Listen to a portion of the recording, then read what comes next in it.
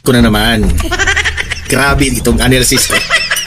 Kasi po, ang malaking tanong ngayon, bakit si Senator Bongo na naman ang kanilang gustong ilaglag ngayon? Bakit? Di ba? Binalita na itong si Remulla ay nag-iisip siya na ito raw mga diskaya ay pinoprotektahan itong si Bongo. Kaya ang tanong ko sa inyo, bakit itong administrasyong Marcos, si Senator Bongo na naman ang kanilang target ngayon? Mamaya, alamin natin ang analysis ni Don Mar TV kasi nagbingo na tayo So, ito opinion ko ito. Pero meron akong naiisip na alam ko bakit ginaganyan nila ngayon si Senator Bongo. Okay? At ang nakagandahan nito ay itong si Senator Bongo ay nag-response itong si Senator Bongo sa sinabi ni Remulla. At grabe yung response ni Bongo, malinaw na malinaw. Okay? At sampal ito kay Remulla. Kasi alam niyo naman, no? 2028 is coming! And kailangan na nilang iisa-isahin na ilaglag ang mga kampon, ang mga kaalyado ng mga Duterte. Kasi kapag Duterte na naman ang mamuno sa 2028 ay goodbye lahat ang kanilang mga kabalastugan. Mamaya i-explain ko lahat yan. Okay? At heto pa, meron akong video na ipapakita sa inyo na ito ay opinion ni Ted Filon. Okay? Na napapansin na natin lahat, hindi lang mainstream media, hindi lang mga vloggers, kundi lahat ng taong bayan nakapansin na sobrang toxic na po ang gobyerno Marcos. Ngayon, ang sabi dito, dapat na ba nating purgahin itong administrasyong Marcos? Ano bang ibig sabihin ng purgahin, Don Mar? Alam niyo yung bata na maraming worms yung kanyang tiyan? Dapat na yung purgahin. Purgahin ba? Para lalabas yung mga worms, no? Lalabas yung mga, sa Bisaya pa, bitok sa tiyan. Marami ng bitok ang ating administrasyon na ito na dapat nang purgahin si Marcos. Mamaya ipapakita ko itong video na ito kasi po itong video na ito, ganito na ba ang dapat nating gawin? I-reset natin ang gobyernong ito kasi wala na po, sobrang toxic na po. Kung katawan pa yan ng tao, wala na, sira-sira na ang kanyang sistema. Wala na talaga. Okay? Pero bago ko ito itatalakay itong ating mga topic na to ngayon, let me po muna na i-like at saka i-share itong video na ito para kakalat ito sa taong bayan. Okay? Mahalaga like and share. Okay, ready? Sabay-sabay mo tayong mag-like and share. 1, 2, 3, go! Ayan, naka-like and share na ba? And sa mga bago pa lang dito sa aking channel sa Don Mar TV, mag-subscribe na po kayo kung first time nyo itong napanood, no? Para lagi kayong updated sa ating mga balita. Okay. Itong si Ombudsman Remulla, nakita naman natin yan, ipinakita ko yan dito sa ating vlog, no? Na sinabi ni Remulla na he thinks, no? Inisip niya na ito raw mga diskaya ay pinoprotektahan raw nila itong si Senator Bongo. Okay? Sabi ko sa sarili ko, tama talaga ang mga analysis ng mga political analyst, no? Na itong pagkatalaga ni Remulla bilang ombudsman ay planado na po ito ni Bongbong Marcos. Yan ang sabi nila, which is ako naman, hesitant ako noong una. Parang, okay? Pero noong inanalyze natin na noong pinutok na yung issue na imbestigahan niya yung SALN ni VP Sara, imbestigahan niya yung Pharmaly. Kasi kung iisipin mo, ganito yan SALN ni VP Sara, ang sino si VP Sara? Duterte yan. Ngayon, ang Pharmaly na gusto niyang ibalik ito na imbestigahan, sino si Pharmaly? Yan lang naman ang Duterte time. Sino yan? Si former President Duterte. At ngayon, si Bongo naman, gusto niyang obserbahan at imbestigahan itong diskaya kasi naniniwala siya na pinoprotektahan ng mga diskaya itong si Bongo. Now, sino si Bongo? Si Bongo lang naman ang matalik siguro, masabi natin matalik na kaibigan ni former President Duterte at laging nasa likod ni Duterte. at si Senator Bongo ay naging number 1 sa latest election sa Senate slate, no? Noong nagbutuhan tayo ng mga senador, si Bongo ang number 1. If Bongo is the number 1, meaning to say, buhay na buhay pa ang pangalang Duterte.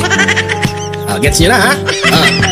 Ngayon, kailangan magkaroon ng ingay. Kailangan nila pintahan, ha? Kailangan nilang pintahan ng maitim ang mukha ni Bongo kasi malapit na ang 2028. Malaya nyo? Sila talagang tatlo, no? VP Sara, former President Duterte na nakakulong na ngayon pero binabanatan pa rin nila ng kung ano-anong mga issue, mga walang hiya. Pangatlo, itong si Bongo. Kasi kung ililink mo itong si Diskaya na kay Bongo, alam naman ng taong bayan kung anong ginagawa nitong mga Diskaya na ito. So kung ilink mo ang Diskaya ni Bongo, syempre masisiraan din si Bongo. Di ba? So kita na natin ang pattern, ha? Nakita na natin ang pattern. Heto yung balita, ipapakita ko sa inyo. Yan. Binalita ito kahapon. In an interview on Billionario News Channels, On Point, broadcast journalist Pinky Webb, ayan, si Pinky Webb ang nagtanong nito, ha? Asked Remulla about the decision of the Diskayas not to cooperate with the Independent Commission for Infrastructures or the ICI. After learning that, okay, di ba, kung maalala natin, sinabi na ng mga Diskaya na ayaw na nilang makipag-cooperate sa ICI, na ang ICI binuo yan ni Bongbong Marcos. Maraming ang mga nagtataka dyan na independent kuno. Independent kuno, ha? Pero sablay pa rin, malaki pa rin mga tanong sa taong bayan. Ano ba yung ICI na yan? Parang closed door hearing man yan. Hindi man yan makikita ng taong bayan kung anong pinagsasabi ni Martin Romualdez. Di ba? So ganito po ang nangyari. Ang mga Diskaya po, di ba, sinabi ko na yan sa inyo, na ayaw na ng mga Diskaya. Ayaw na ng mga Diskaya pakipag-cooperate sa ICI kasi sa tingin ko, in my opinion, wala na silang tiwala dito sa ICI. Kasi siguro, ha, ito analysis ko, I might be wrong, I might be correct, papunta na sa kanila ang blame. Mga Diskaya na, sila na yung biniblame. Hindi na si Martin Romualdez, hindi na si Zaldico, kasi wala naman silang, hindi naman nila pinipressure si Zaldico na makauwi. Parang may nag-utos, ito ha, this is my wildest imagination lang. Parang nafe-feel ko na may nag-utos dito kay Zaldico na huwag ka munang bumalik dito sa Pilipinas. Diyan ka lang muna. Parang ganun ha, yun ang naiisip ko. At di natin alam kung sino yun ang nagkokontrol. Parang sinabi, ako lang muna ang haharap dito. Si Martin Romualdez lang muna ang haharap. Parang ganun, yun ang nafe-feel ko ha, in my analysis. Kasi, bakit itong ICI na ito, usap-usapan na naman na gawin di umano ng state witness itong si Martin Romualdez. Nakakatawa nga eh, di ba, kung iisipin mo. Ha? State witness? Siya yung leader doon sa House of Representatives with that corrupt budget? Pinasan niyo yung budget na yan? Inaalaw niyo yung ang daming mga korupsyong nangyari dyan? You are held accountable of that budget proposal na binuo ninyo dyan. Useless lang yung mga kung ano-anong mga hearing ninyo dyan pagkatapos inaprubahan nyo? Inaprubahan ng presidente? Kasi kung tutuusin nyo, kung laliman niyo ang inyong mga isip, ha? Walang ibang mabiblame. Si Martin Romualdez at si Marcos Jr., sila yung pumirma eh. Sila yung nag-allow ng budget na yan. The 2025 national budget. Di ba? So, after learning, si Remulla, nung nalaman ni Remulla, after learning that they would not be given full blanket immunity from the case that could be filed against them, sabi ni Remulla, I think they've been protecting Bongo. Tingnan nyo ha.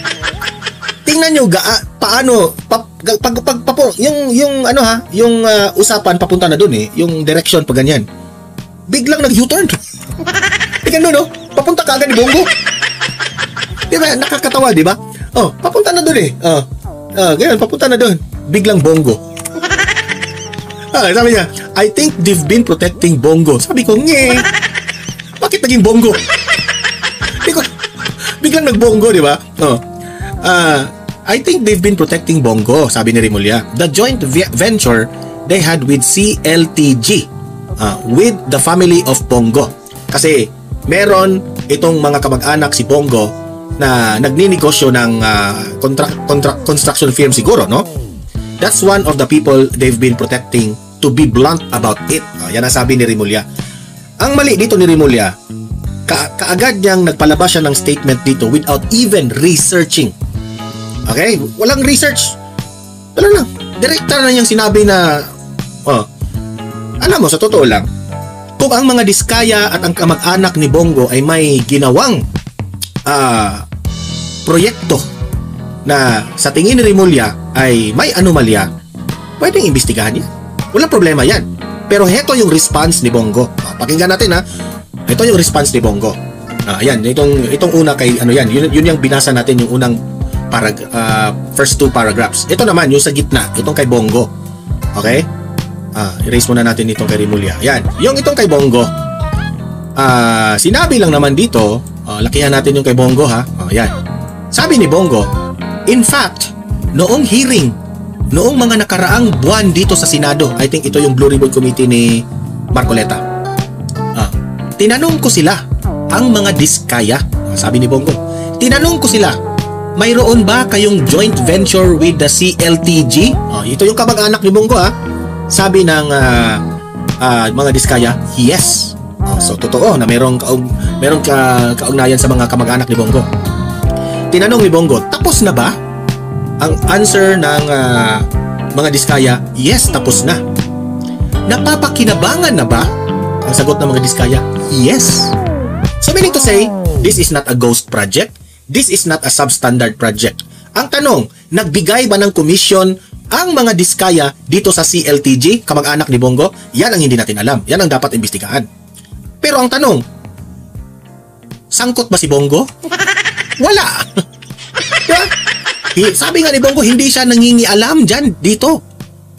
Pangalawa, nangingialam ba si Bongo sa proyekto na yan?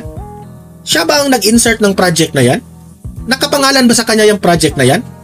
Di ko alam, pero sa tingin ko, wala. Di ba? So why do you have to link Bongo na wala man siya nangingialam dyan? Okay? Wala siya. Negosyo yan ng kanyang ano eh. At never si Bongo, on the record, wala pang record na si Bongo gumawa siya ng proyekto na mga infrastructure kung anong mga flood control, walang records na nagpapatunay na si Bongo ginamit niya ang sarili niyang mga kamag-anak na mga contractors. Kasi sa tingin ko, ang focus nitong taong itong si Senator Bongo, sports at health ng taong bayan. Diba? Wala namang ibang ginawa itong taong ito kundi tumulong ng mga kababayan natin. Tapos pagbibintangan nyo dyan na may kinalaman siya, sablay ka dito, Rimulya. Okay? Sabi pa dito ni Bongo, kung kamag-anak ko kasama dyan, nag-joint venture sila noong 2017, so meaning that's the time ni former President Duterte, hindi panagutin natin. Wala. Sabi naman, Bongo is very confident na kung may kasalanan ang kanyang kamag-anak, panagutin natin. Diba? Huwag niyo po ipahid sa akin ang dumi para kayo pumuti. Gets mo yan, Rimulya? Ang itim-itim mo na. Si Bongo maputi. So huwag mong ipahid yung kaitiman mo para ka lang pumuti. Diba? So nag-response naman dito si Vince Dizon, no? We are looking at the connections between the Diskaya and the CLTG Corporation kasi kailangan pa itong imbestigahan, no? Let us wait and see kung ano ang magiging outcome ng investigasyon ni Vince Dizon dito sa Diskaya at sa CLTG, kung talaga bang nalilink ito. Yun ang usapan namin ni Ombudsman Rimulya kagabi. Yan ang sabi ni kasi, no? Ewan ko na lang ako po ay natatakot para kay Bongo na baka kung ano na naman, no? Baka lang, I hope not, no? I hope Rimulya will be siguro analysis lang niya ito, hindi pa siya final, pero I hope lang, Rimulya, na hindi kayo gagawa ng mga ebidensya na kasi nga maggawa-gawa kayo ng ebidensya. Kasi alam nyo guys, napasabi ko, napaisip ako dito, sabi ko, bakit si Bongo naman? Sa sobrang daming mga corrupt official sa mga kongresista, sa congressman, bakit si Bongo? Tahimik na itong tao. Sabi ko, bakit si Bongo nga, no? Napaisip ako, okay, malapit na palang 2028. At itong si Bongo, kilala ito sa buong bansang Pilipinas na para rin itong si Duterte mag-isip. When it comes to malasakit, yung serbisyo publiko. Si Tatay Digong is more on malasakit, ang wala lang ni Bongo yung magalit. Hindi ganyan si Bongo eh, hindi pa politika eh. Si Bongo is like Duterte na matapang, matakutin niya yung mga yung dapat mga pasaway sa gobyerno. Si Bongo friendly pa nga ito eh. Pero kitang-kita mo talaga na grabe yung serbisyo nitong taong ito kung tumulong. Kaya nga sabi ko, unfair talaga itong si Remulla na isang kumbaga uunahin na naman nila itong issue na ito ha. Para na naman alam mo no, bilang isang ombudsman Remulla, ikaw di ka sana nakialam sa usaping pamumulitika? Di ba? Yan sana eh, pero nakikialam ka sa away politika eh. It's very obvious na analysis ko ito ha. This is my own opinion. For me, ikaw Remulla, halatang halata ka na nagpagamit ka ni Marcos Jr. Sa totoo lang. First time siguro ha, based sa aking experience sa na-observe ko, ikaw ang first ever ombudsman na sa tingin ko nangingialam sa away politika.